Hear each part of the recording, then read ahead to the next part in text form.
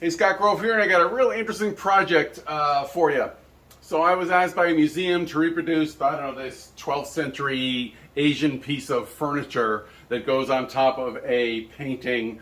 Some famous painter, I forget the name right now, passed away, and they lost this element. And what they did, this painter would paint a portrait and then use this piece of furniture, this Asian furniture, and they put it on top, and it was a little tiara. So I had to reproduce this based on this image too. Well, anyhow, so this is what I've come up with, and but we need to make it aged. So there's probably 12 different colors, glazes put on here, and then use black to sort of rub in the inside corners. And that's kind of common knowledge to sort of antique, and you sand through some areas to give it some worn sort of feel. So the final touch on this is to add dust.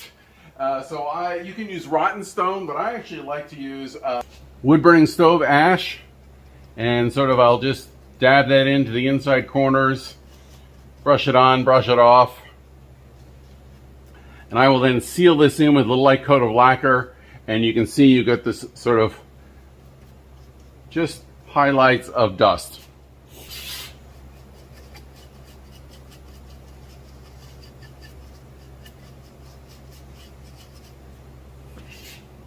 That will give you dust on the inside of the corners, and really makes it look authentic. So if you're trying to age something, don't forget the dust. There you go. Hope you enjoy this one. Fun project, and I'm ready for the tiara. Thanks for watching.